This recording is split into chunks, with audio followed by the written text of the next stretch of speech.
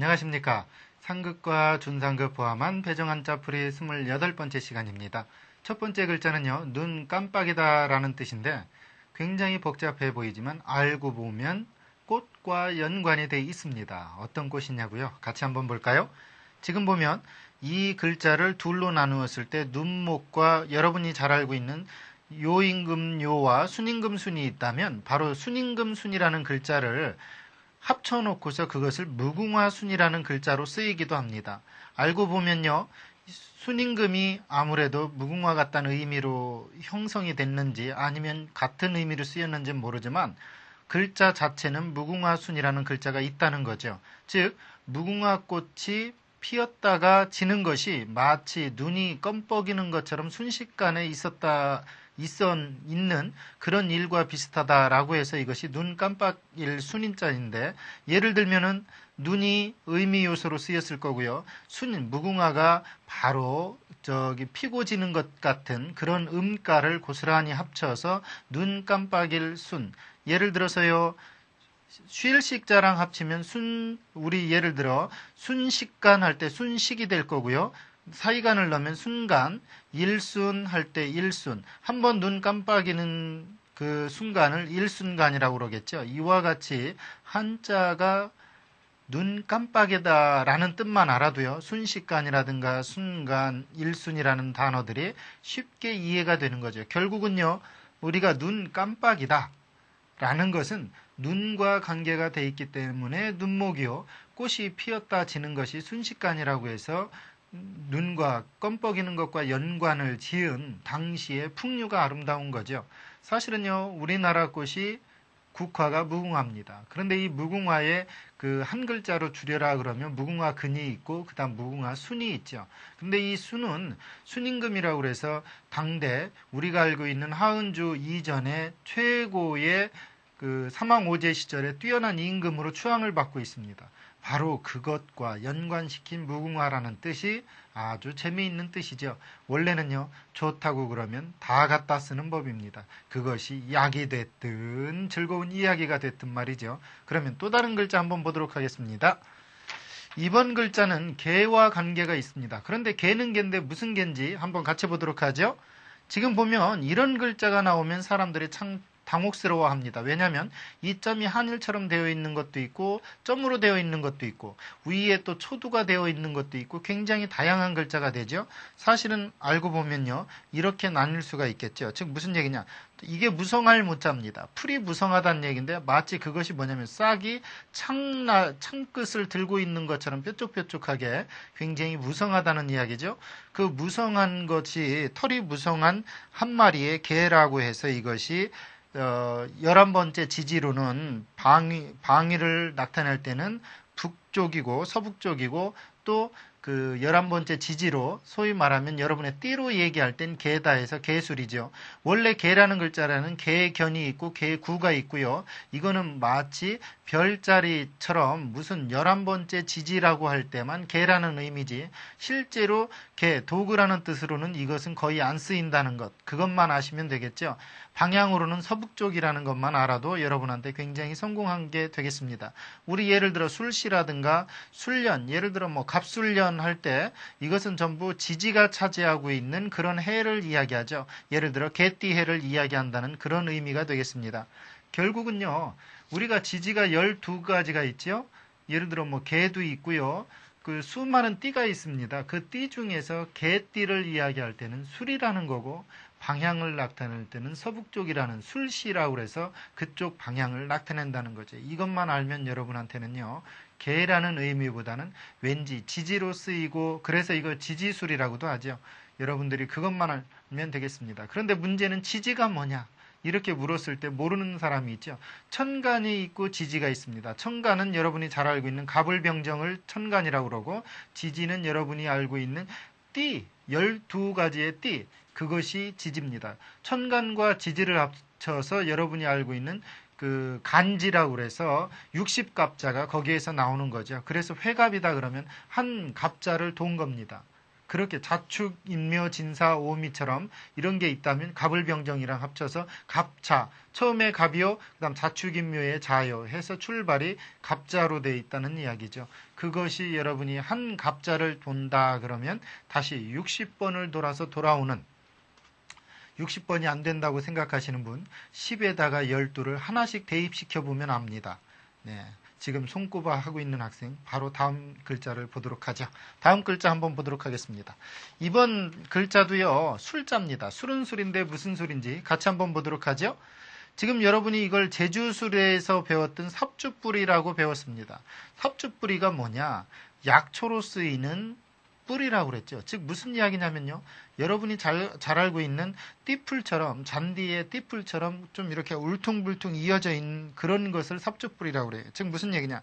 생각한 바를 삽주뿌리 같이 연결해 가면서 설명한다는 데서 이게 설명할 술, 또 설명하며 말한다 해서 말할 술, 또 말한 것을 지어낸다고 해서 지을 술이라고도 합니다. 우리 술어, 이거 동사나 예를 들어 설명어를 술어라고 배우죠. 그래서 이걸 서술어다라고 얘기하기도 하고요.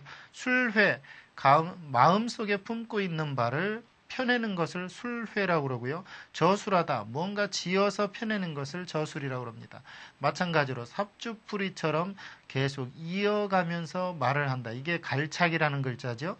삽주뿌리처럼 뿌리가 계속 연결되듯이 이어가면서 설명을 하고 설명을 한 것을 다시 글로 쓴다, 지어낸다 해서 지을술. 이렇게 이해하시면 이 삽주뿌리만 여러분이 이해해도 충분히 설명이 되는 그런 글자죠. 예를 들어 제주술이라는 글자도요. 갈행 안에 삽주뿌리 술이 붙어 있죠. 즉 무슨 얘기냐. 삽주뿌리처럼 약초처럼 꼭 필요하게 행동을 하는 게 제주라 이 말이에요. 그래 제주술이죠. 여러분 재주 있게 행동하십시오. 마치 약방의 감초처럼 말이죠. 그런데 이 약방에서 버리는 비사처럼 사용하면 안 됩니다. 꼭 핵폭탄처럼 소위 말하면 폭탄처럼 행동하는 아이 있죠. 조심하십시오. 그러다가 제거됩니다. 네, 또 다른 글자 보도록 하죠. 이번 글자 같이 보겠습니다. 제방변이라고 하는 손수와 옆에 합하랍이죠. 즉 손을 합한다. 왠지 손을 양쪽 손을 합해서 뭐 하는 글자입니까? 그렇죠. 손으로 물건을 주어서 모은다는 데서 이게 줍다요 주울습이었다가 줍기 위해선 양쪽 손을 다 사용한다 해서 손가락 10개죠. 그래서 가진 열십이라는 글자가 됩니다. 음을 십도 되고 습도 되고 시험에 꼭 난다는 것 별표하시면 맞겠죠. 즉 우리가 열십자를 이렇게 써놓으면 어떤 사람이 그걸 일천천으로 고칠 수가 있죠. 그걸 못 고치게 하기 위해서 가진 열십이라고 가진 자를 이렇게 만들어낸 거고 이것은 손을 합치면 손가락을 양쪽 합치면 10개가 된다는 건 누구라도 다 아는 일이죠. 그래서 이걸 주울습이라고도 한다. 우리 습득하다, 수습하다, 어떤 일을 수습한다라고 할 때 결국 손 양쪽 손을 사용한다는 얘기죠. 여러분 일이 일어났습니까? 손가락을 짝 펴고 행동하십시오. 왠지요 한 손으로 하면 건방져 보이지만 두 손으로 하면 열심히 하는 것처럼 보입니다. 여러분 두 손으로 하십시오. 네, 또 다른 글자 보도록 하죠. 네, 이번 글자도 습자입니다. 과연 어떤 글자로 여러분한테 다가가는지 같이 한번 분해해 보도록 하죠. 삼수는 여러분이 물이라는 걸 알고 있고요. 해일 밑에 실사인데 실사점이 하나씩 없어졌죠. 밑에 복잡하니까 하나씩 없어진 겁니다. 이게 실은 여러분이 알다시피 옛날에 그 삼껍질 같은 실을 이야기하는 거죠. 즉 무슨 얘기냐. 누에꼬치에서 뽑아놓은 실을 햇빛에 말리는 겁니다. 이게. 그런데 그 말리는 것이 물에는 얼마나 잘 젖는지 몰라요. 여러분 여러분이 쓰고 있는 솜 같은 것들을 솜이 결국은 뭡니까? 그렇죠. 목화실에서 뽑아낸 거죠. 그처럼 누에꼬치에서 뽑아낸 실도 햇볕에 말려서 건조시켜야 되는데 물만 닿으면 잘 젖습니다. 그래서 이게 젖을 습자죠. 예를 들면 습기, 습도, 건습 반대말이죠. 마를 건 젖을 습 반대말 이건 반의 결합어 시험에 잘 나겠죠. 우리가 예를 들어서 건조주의보 하면 마르는 거지만 습도가 많다라고 할 때는 이것은 틀림없이 젖은 겁니다. 그러니까 건과 습은 반의 결합어라는 것만 아셔도 되고요. 젖을 습자는 결국은 햇볕에 말리려고 내놓은 솜이나 실이 빗물에 똑 똑똑 젖었다는 이야기입니다. 그렇게만 이해해도 여러분은 한자 복잡하지만 금방 이해되죠. 제가 어쩜 이렇게 이야기를 잘하느냐고요. 이게 문자학이라는 겁니다. 글자를 분해시켜서 조립하는 게 문자학이에요. 여러분은 어려서부터 레고라든가 일명 한 상호를 설명하면 안 되는군요. 예, 블럭 같은 거. 예. 여러분이 어려서부터 블럭 같은 걸 맞추고 놀았을 거 아닙니까? 그 블럭을 맞추면 어떤 새로운 형태가 되죠. 언어도 문자도 그렇다는 거예요. 사실 여러분이 이제 대학이라든가 아니면 어느 그 단계에 올라갔을 때 문자학이나 언어학을 전공하게 되면요. 언어의 상당 부분은 프랑스어에서 정리가 되죠. 그 다음에 유럽의 프랑스어, 그 다음에 서양의 소위 말하면 영어, 그 다음에 이 동아시아의 중국어라는 사실이 3단계로 나뉘었다는 사실에 대해서 여러분은 배우게 될 겁니다. 그 상당 부분 나뉘는 부분 속에서 문자학적으로 철학적으로 접근할 수 있는 발음과 조립 형태는요. 한자밖에 없습니다.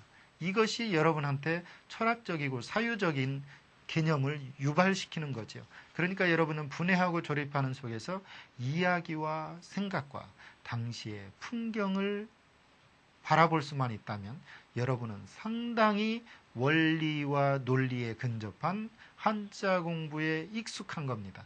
물론 그 이야기는요. 때에 따라서 달리 표현될 수 있습니다. 그러면 또 다른 글자 보도록 하죠. 네, 용용자와 오드이자를 안다면 해결할 수 있는 글자입니다. 같이 보겠습니다. 용용 죽겠지의 용용이고요. 밑에는 오드이죠. 네, 죽겠지는 아닙니다. 네, 용용이죠. 이것이 무슨 이야기냐? 옷에 용이 들어왔다. 왠지 꿈을 꾸는 거죠. 그런데 보통 그렇게 이야기도 하는데 용이 구름 옷을 입고 승천하듯이 시체에 이게 시체라는 얘기고요.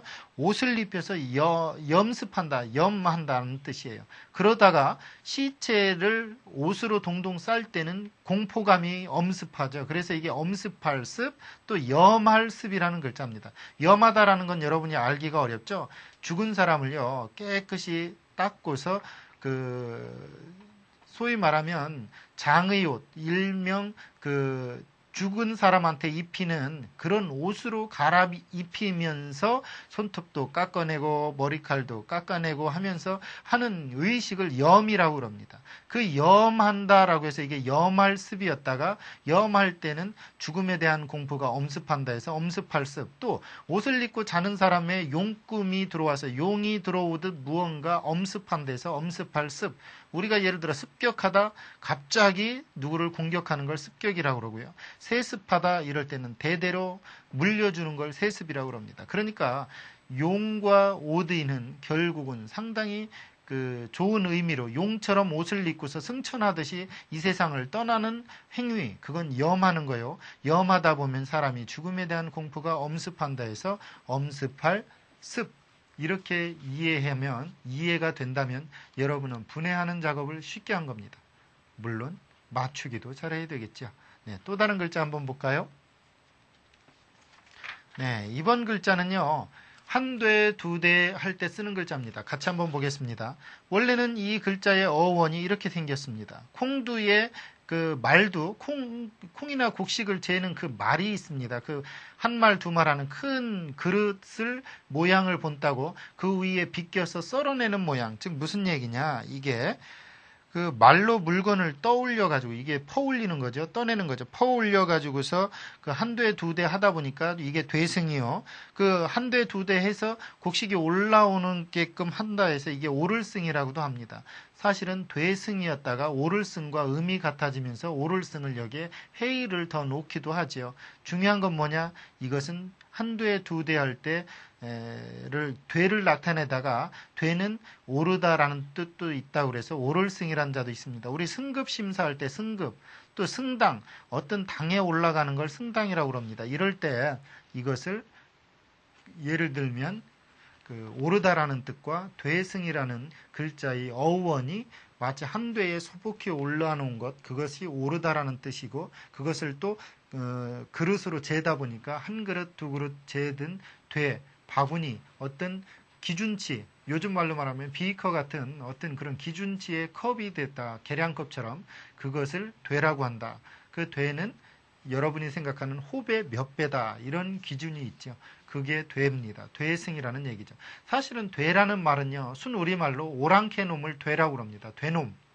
이럴 때 사실은 될 놈이 아니고 되놈입니다. 예, 될 놈이면 괜찮죠. 안 되는 놈이 되입니다. 되용. 예, 여러분 예를 들어서 되강, 되용 뭐 이런 글자 배웠잖아요. 그때 그 되는 안 되는 놈, 오랑캐 놈이란 뜻이죠. 또 다른 글자 보도록 하죠. 네, 이번 글자 한번 같이 볼까요? 지금 보니까요.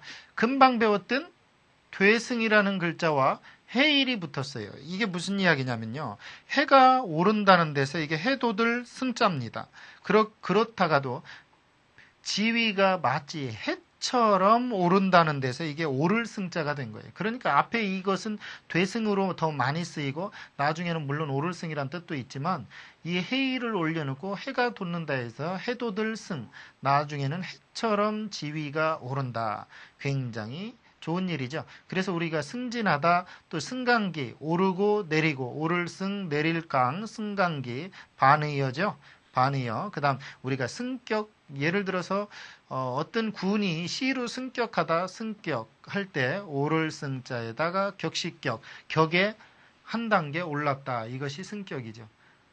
여러분, 사람도 승격이 돼야 됩니다. 무슨 이야기냐면요. 낮은 자리에서 높은 자리로 승격되는 것을 이야기하는 게 아니고 인격이 밑에 있다가 오르는, 해처럼 밝아오르는. 그래서 저는 해도 인격이 오르지 않았기 때문에 해처럼 오르기 위해서 머리를 쥐어뜯은 경우죠. 해처럼 밝게 오르는 경우입니다. 네, 또 다른 글자 보도록 하죠. 제가 농담하면 아무도 안 웃어서 일명 저를 뭐라고 합니까? 네, 썰렁이라고 하더군요. 네, 다음 글자 한번 같이 보겠습니다. 지금 보면 굉장히 복잡해 보여요. 그렇지만 알고 보면 굉장히 쉬운 자라는 얘기죠. 이게 나무고요. 그 양쪽에 발을 걸려놓은 그렇게 해서 올라간 경우입니다. 이게 사람이거든요. 사람이 발을 양쪽에 나무 위에 걸쳐놓은 겁니다. 그게 무슨 이야기냐? 사람이 두 발을 나무 위에 얹은 모양에서 오르다라는 뜻도 있고 타다라는 뜻이 더 강해졌습니다. 나무에 올라타다 해서 타다라는 뜻이 더 강해져서 우리 승객하면 탄 손님이죠.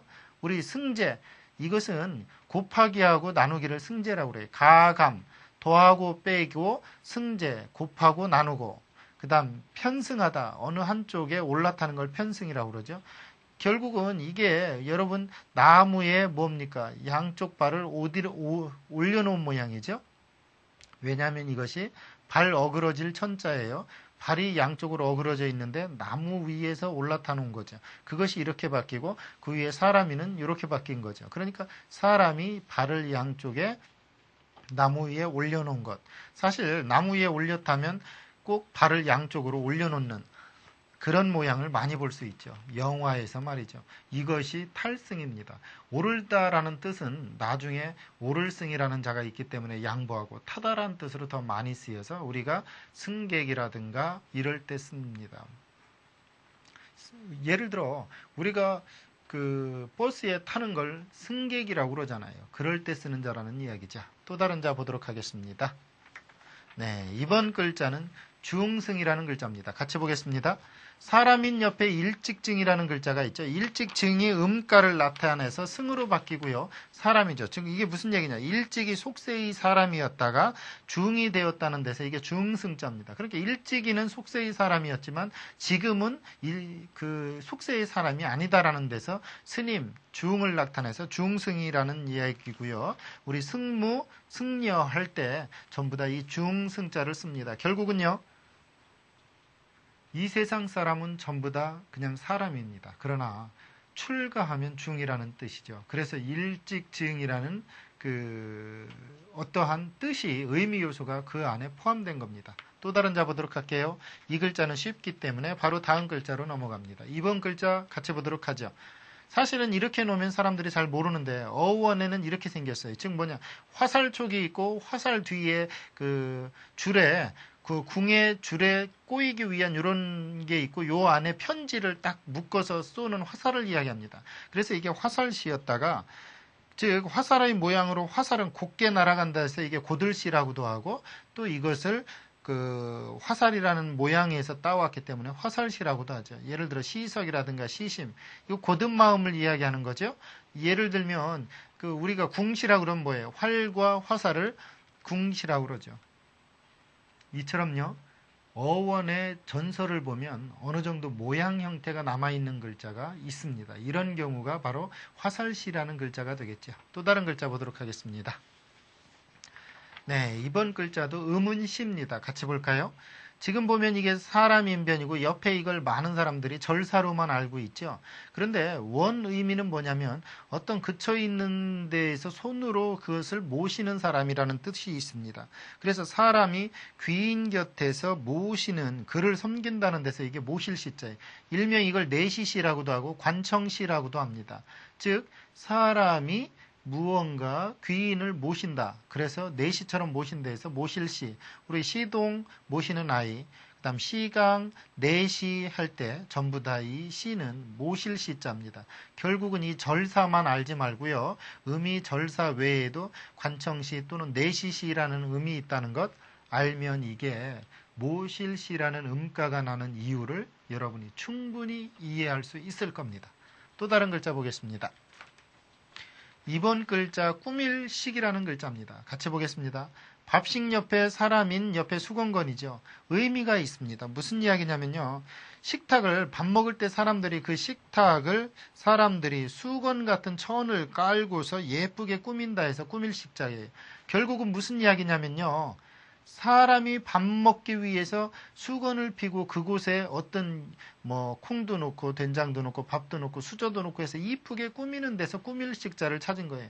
그러니까 여자의 외모를 본따지 않고 식탁을 본땄다는 것만으로도 사람은 먹기를 굉장히 중요시 여긴다는 걸 알 수 있죠.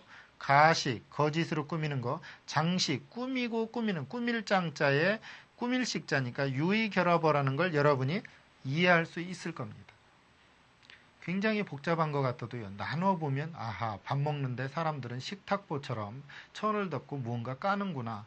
그 식탁보가 없는 사람은 뭐래도 깔아요? 그렇죠. 깻잎이라도 까는 법입니다. 숟가락에 묻히지 않도록. 시골에서 실제로 참내 오면 그렇게 하거든요. 윗사람이 있으면 꽁잎이라도 콩잎. 예, 여기서 발음이 조심해야 되겠군요. 콩잎이라도 따서 숟가락으로 올려놓게 하죠. 이것이 옛날 사람들의 남에 대한 조그만한 배려의 꿈입니다. 여자분들 화장하면서 하는 말이 있더군요. 내가 나를 위해서 화장하는 줄 알아? 남들을 위해서 해. 네, 알고 보면 꾸미는 거죠. 그것도 꾸미는 겁니다. 중요한 건 남을 위한 배려입니다. 네, 또 다른 글자 한번 보도록 하죠. 제가 그래서 사람 많은 데는 잘 안 가죠. 남을 배려하는 의미에서 그렇습니다. 네, 또 다른 글자. 이번 글자 아주 쉽습니다. 설립 밑에 열십이에요. 그런데 이게 어원을 보면 이게 뾰족한 침의 모양을 본딴 거예요. 뾰족한 침 위에 먹줄이라고 해서 그 먹물이 똑똑 떨어지면서 침을 해서 뭔가 문신을 새기는 도구입니다. 즉 이게 그래서 문신을 새기는 도구인데 중죄를 범한 사람에게 혹독한 벌을 내린다는 데서 이게 괴로울 신, 매울 신자예요. 그래서 이게 죄인이란 뜻이 많이 있습니다. 우리 신고, 시고 쓴 것을 신고라고 그러고 그 다음 신산, 신거를 신산이라고 그러죠. 그 다음 비신, 이게 뭔 얘기냐. 그 슬프고 괴로운 것을 비신이라고 그래요. 지금 보면요. 이 매울 신자는요. 괴로울 신이라고 하는 이 자는 결국은 벌을 받다 보면 우리가 도둑은 여기다 훔칠 도자나 훔칠 절자를 쓴다든가 반역자는 여기에 역을 쓴다든가 또 그 간통을 한 사람은 간자를 쓴다든가 이런 식으로 그 바늘침으로 해서 먹물을 넣어 가지고서 문신을 새깁니다. 이것이 굉장히 마취 없이 했기 때문에 괴로웠다는 이야기죠. 바로 그런 의미의 그런 어떤 상황의 의미를 담고 있는 그런 글자가 되겠습니다. 그러면 또 다른 글자 이 시간에 마지막 글자 한번 보도록 하죠. 우리 펼신이라는 글자입니다. 허리를 펴듯이 피다라는 뜻인데 같이 한번 보면요. 사람인 옆에 납신자죠. 결국은 신의 음가는 여기에 있습니다. 기지개 펴다라는 뜻도 있어서 이게 기지개 펼신이라고도 하는데 사람이 허리를 펴다 이게 펼신자거든요. 사람이 허리를 편다 그러고서 기지개를 한다 해서 이게 펼신 기지개를 펴다, 키다 해서 기지개를 킬 신이라는 글자도 됩니다. 우리 신장하다, 그 다음 신장개업이란 말 많이 쓰죠. 그땐 세신자도 있습니다.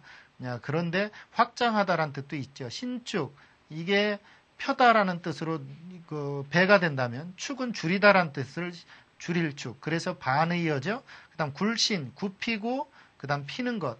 그런 말이 되겠습니다. 이처럼요. 한자는 충분한 의미 전달을 하는 데 있어 결합의 요소를 소홀히 하지 않습니다. 그래서 한자의 70%에서 80%가량이 지금처럼 형성자입니다. 결합하면서 음도 따오고 뜻도 따오는 그런 형태가 많죠. 그러니까 여러분 한자는 논리의 원리라고 할 수 있는 거죠. 오늘 강의는 여기까지입니다. 감사합니다.